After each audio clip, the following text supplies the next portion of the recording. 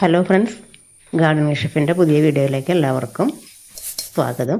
അപ്പോൾ ഇന്ന് ഞാൻ ഷെയർ ചെയ്യണത് മുരിങ്ങ ഇല വെച്ചിട്ട് എളുപ്പത്തിൽ നമുക്ക് ചെയ്തെടുക്കാൻ പറ്റുന്ന നല്ല പോഷക ഗുണങ്ങൾ അടങ്ങിയിട്ടുള്ള 4 തരം കറികളാണ്. അങ്ങനെ ഒരുപാട് തേങ്ങയോ ഓയിലോ ഒന്നും തന്നെ ചേർക്കാതെ എളുപ്പത്തിൽ നമുക്ക് ചെയ്തെടുക്കാൻ പറ്റും എല്ലാ കറികളും. അപ്പോൾ വീഡിയോ ഒന്ന് കണ്ടു നോക്കാം കേട്ടോ. അപ്പോൾ മുരിങ്ങയില നമ്മൾ എടുക്കുന്ന സമയത്ത് എടുത്ത ഉടനെ തന്നെ അധികം വൈകാതെ ഒന്ന് ക്ലീൻ ചെയ്ത് വെക്കണം കേട്ടോ. അല്ലെങ്കിൽ പിറ്റേ ദിവസമൊക്കെ ആയി കഴിഞ്ഞിട്ടുണ്ടെങ്കിൽ മുരിങ്ങയുടെ ഇല എല്ലാം അങ്ങനെ ഊർന്നിട്ട് അതിൻ്റെ തണ്ടും ഇലയും സെപ്പറേറ്റ് ചെയ്തെടുക്കാനായിട്ട് ബുദ്ധിമുട്ടാണ്. അപ്പോൾ നമുക്ക് തിരക്കൊഴിയുന്ന സമയം നോക്കി കുറച്ചായിട്ട് ഇങ്ങനെ ഊരി വെക്കുകയാണെന്നുണ്ടെങ്കിൽ എളുപ്പത്തിൽ ചെയ്തെടുക്കാൻ പറ്റും. പിന്നെ വാടി കഴിഞ്ഞിട്ടുണ്ടെങ്കിൽ അതിൻ്റെ പോഷകങ്ങളൊക്കെ നഷ്ടപ്പെടും. ആ ഒരു ഗ്രീനിഷ് ഇലയോടുകൂടി തന്നെ ചെയ്യുമ്പോഴാണ് ഇതിന് കൂടുതൽ പോഷക ഗുണങ്ങൾ. അധികം ഒരു ദിവസമൊക്കെ വെച്ചാൽ തന്നെ അതിൻ്റെ ഇലയുടെ ആ ഫ്രഷ്നെസ്സൊക്കെ നമുക്ക് നഷ്ടപ്പെട്ടു പോകും.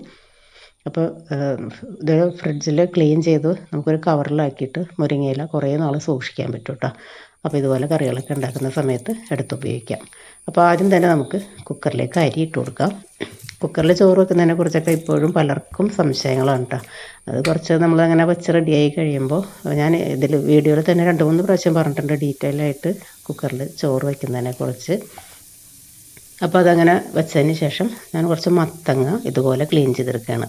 ഞാൻ മത്തങ്ങ ക്ലീൻ ചെയ്യുന്ന സമയത്ത് അതിൻ്റെ സ്കിൻ അങ്ങനെ മാറ്റാറില്ല കേട്ടോ. ഇത് വെന്ത് അതിൽ അലിഞ്ഞ് ചേർന്നോളും. നമ്മൾ കുമ്പളങ്ങ അതുപോലെ ചുരക്കയൊക്കെ ചെയ്യണ പോലെയല്ല, മത്തങ്ങയുടെ സ്കിന്ന് പെട്ടെന്ന് തന്നെ കറിയിലേക്ക് വെന്ത് ഉടഞ്ഞോളും.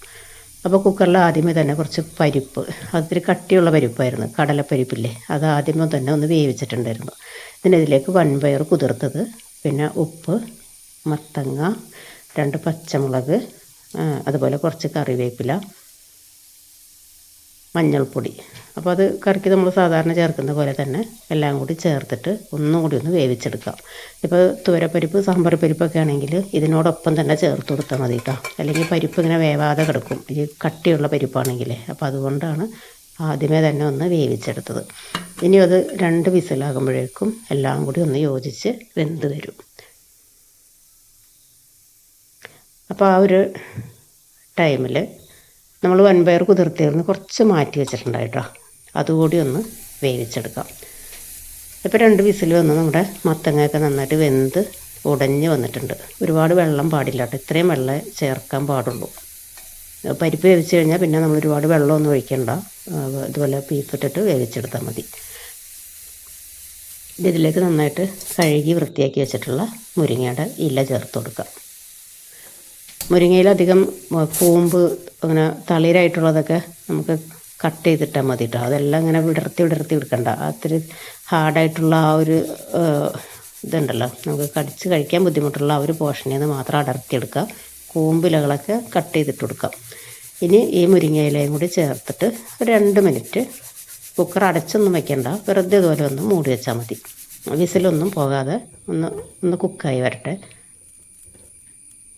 അപ്പോൾ ആ ഒരു ടൈമിൽ അതിലേക്ക് താളിച്ചൊഴിക്കാൻ വേണ്ടിയിട്ട് 1 ടീസ്പൂൺ വെളിച്ചെണ്ണ, ഒരൽപ്പം കടുക്, വറ്റൽമുളക്, പിന്നെ ഇത് ഇലക്കറി ആയതുകൊണ്ട് കറിവേപ്പില അങ്ങനെ നിർബന്ധമില്ല, വേണമെങ്കിൽ നമുക്ക് ഇങ്ങനെ ഇട്ട് കൊടുക്കാം കേട്ടോ, കുഴപ്പമൊന്നുമില്ല.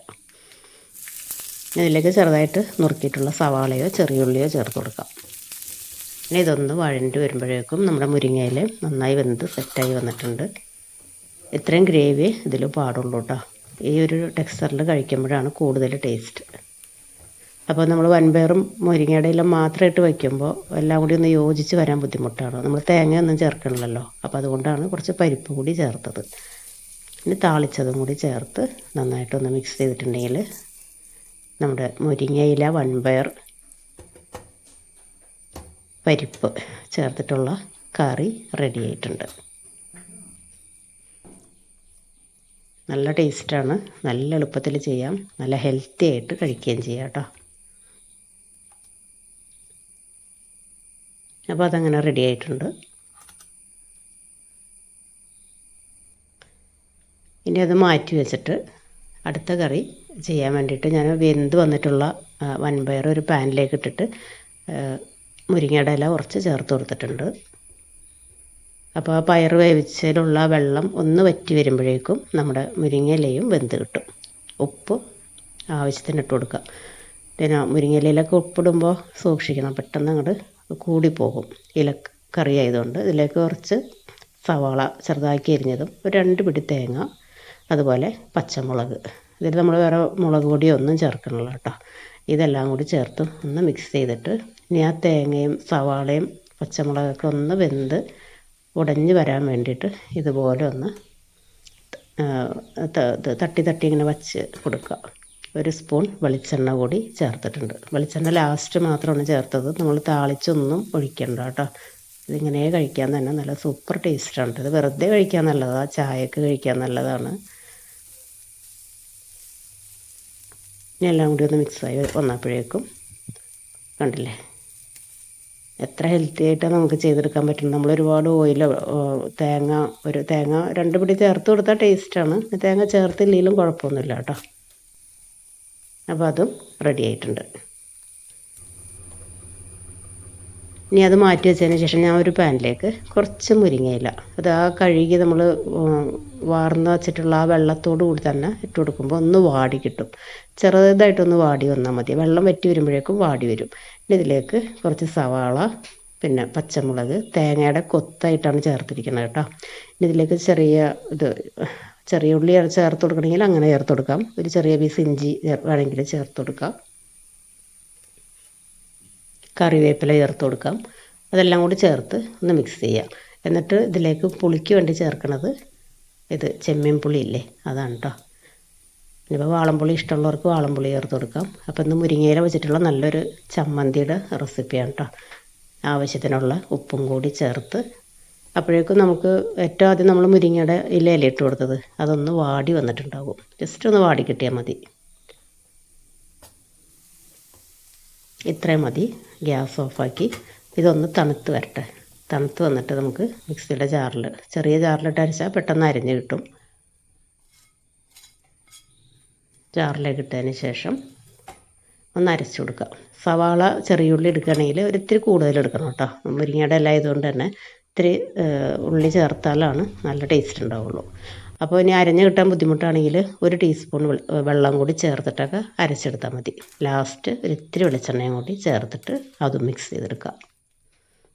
അപ്പോൾ നല്ല സൂപ്പർ ടേസ്റ്റിയും ഹെൽത്തി ആയിട്ടുള്ള മുരിങ്ങയിലയുടെ ചമ്മന്തി റെഡി ആയിട്ടുണ്ട്.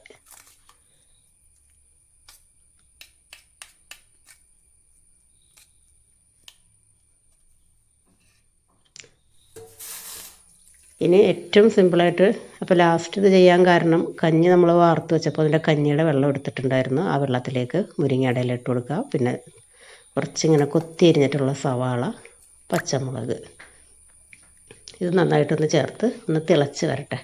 അതായത് മലബാർ സൈഡിലൊക്കെ താളിപ്പിൻ്റെ റെസിപ്പി നല്ല ഫേമസ് ആണ്. ഞാനിവിടെ ഇടയ്ക്ക് ഉണ്ടാക്കാറുണ്ട്. ഇവിടെ എല്ലാവർക്കും ഭയങ്കര ഇഷ്ടമാണ്. സൂപ്പ് പോലെ കുടിക്കാനും ചോറിൽ ഇതുണ്ടെങ്കിൽ വേറെ ഒന്നും വേണ്ട, ഒഴിച്ച് കറിയുടെ ആവശ്യമേ ഇല്ല. ഇത് ഒഴിച്ചിട്ട് ചോറ് കഴിക്കാനായിട്ട് നല്ല ടേസ്റ്റാണ്. വളരെ സിമ്പിളായിട്ട് നമുക്ക് ചെയ്തെടുക്കാം. ഇനിയിപ്പം ചെറിയൊരു പുളി വേണമെന്നുണ്ടെങ്കിൽ ഒരു ചെറിയ പീസ് തക്കാളി ചേർത്ത് കൊടുക്കാം കേട്ടോ. അതുപോലെ വെളുത്തുള്ളിയുടെ ഫ്ലേവർ ഇഷ്ടമാണെങ്കിൽ ഒരിത്തിരി വെളുത്തുള്ളി ചേർത്ത് കൊടുക്കാം. അതൊക്കെ ഫ്ലേവറിന് ഇഷ്ടമുള്ള അതനുസരിച്ച് നമുക്ക് ചേർത്ത് കൊടുക്കാം. അപ്പോൾ ഇതൊന്ന് നന്നായിട്ട് തിളച്ച് ഈ മുരിങ്ങയിലയുടെ കളറൊക്കെ ഒന്ന് ചേഞ്ച് ആയിട്ട് വരട്ടെ. ഉപ്പ് കറക്റ്റാണോ നോക്കാം. ഇത് കഞ്ഞിയുടെ വെള്ളത്തിൽ നമ്മൾ ചെയ്യുന്നതുകൊണ്ട് ഒരിത്തിരി ഉപ്പ് കൂടി നിന്നാലാണ് ചോറിലൊഴിച്ച് കഴിക്കുന്ന സമയത്ത് ടേസ്റ്റ് ഉണ്ടാവുള്ളൂ കേട്ടോ. അപ്പോൾ ഇതൊന്ന് തിളച്ച് വരട്ടെ. അപ്പോൾ എല്ലാ കറികളും റെഡിയായി. ഇനിയിപ്പോൾ അടുത്ത ടാസ്ക് എന്ന് പറയുന്നത് ക്ലീൻ ചെയ്യലാണ്. എല്ലാം ക്ലീൻ ചെയ്തതിന് ശേഷം നമുക്ക് എല്ലാം വിളമ്പി എടുത്ത് വെക്കാം. കുക്കിംഗ് കഴിഞ്ഞ ഉടനെ തന്നെ നമ്മൾ ഓയിലും എല്ലാം തുടച്ച് ക്ലീൻ ചെയ്തെടുക്കണമെങ്കിൽ പെട്ടെന്ന് റെഡിയായി കിട്ടും. അപ്പം ഞാനെല്ലാം പ്ലേറ്റിൽ നിന്ന് കുക്ക് ചെയ്ത പാത്രങ്ങളിൽ നിന്ന് ഓരോരോ പാത്രങ്ങളിലേക്കൊക്കെ ആക്കി റെഡിയാക്കി വെച്ചിട്ടുണ്ട് കേട്ടോ. ചോറ് റെഡി ആയിട്ടുണ്ട്. ചോറ് നമുക്ക് കുക്കറിൽ നല്ല പെർഫെക്റ്റായിട്ട് ചെയ്തെടുക്കാൻ പറ്റും കേട്ടോ. അതുപോലെ തന്നെ നമ്മുടെ മുരിങ്ങയില മത്തങ്ങയുടെ ആ ഒരു കറി ഈ ഒരു ടെക്സ്ചറിലാണ് ഏറ്റവും ടേസ്റ്റ്, അധികം ഗ്രേവി ഇല്ലാതെ. അതുപോലെ തേങ്ങയിട്ട തോരൻ, വൻപയർ തോരൻ, അത് റെഡി ആയിട്ടുണ്ട്. പിന്നെന്താ ചമ്മന്തി, മുരിങ്ങയില ചമ്മന്തി. എല്ലാത്തിനും ഒരു പ്രത്യേക ടേസ്റ്റാണ് കേട്ടോ. എല്ലാം ഡിഫറെൻറ്റ് ടേസ്റ്റിലും ഫ്ലേവറിലൊക്കെ വരുന്ന റെസിപ്പീസാണ്. താളിപ്പും റെഡി ആയിട്ടുണ്ട്. അപ്പോൾ ഇതിൽ കാണിച്ച എല്ലാ കറികളും ഒന്നിച്ച് അങ്ങനെ ചെയ്യണം എന്ന് നിർബന്ധമില്ല കേട്ടോ. അത് നമുക്ക് 1-2 കറികൾ മാത്രമായിട്ടൊക്കെ ചെയ്യാം. ഇപ്പോൾ മത്തങ്ങ ചേർത്ത കറി ഉണ്ടെങ്കിൽ ആ ഒരു കറി മാത്രം മതി നമുക്ക് ചോറ് കഴിക്കാൻ. അതല്ല താളിപ്പാണ് നിങ്ങൾ ചെയ്തെടുക്കണമെങ്കിൽ താളിപ്പിന്, ഇപ്പോൾ ഫിഷൊക്കെ വാങ്ങുന്ന വീടുകളാണെങ്കിൽ ഫിഷ് മുളകിട്ടതാണ് താളിപ്പിന് ഏറ്റവും സ്യൂട്ടായിട്ട് എനിക്ക് തോന്നിയിട്ടുള്ളത്. അല്ലെങ്കിൽ പിന്നെ ചിക്കൻ ഫ്രൈ അങ്ങനെയുള്ള ഐറ്റംസും നല്ലതാണ്.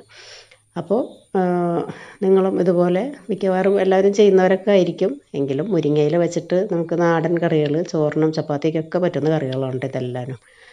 അപ്പോൾ ട്രൈ ചെയ്ത് നോക്കുക, നിങ്ങൾക്കും ഇഷ്ടപ്പെടും. വീഡിയോ കണ്ടു കഴിയുമ്പോൾ മറക്കാതെ ഒന്ന് ലൈക്ക് ചെയ്തേക്കണം കേട്ടോ. അതുപോലെ ഫ്രണ്ട്സിനും റിലേറ്റീവ്സിനൊക്കെ ഒന്ന് ഷെയർ ചെയ്തെടുത്തിട്ട് സപ്പോർട്ട് ചെയ്യാം. അടുത്ത വീഡിയോയിൽ കാണുന്നത് വരെ താങ്ക്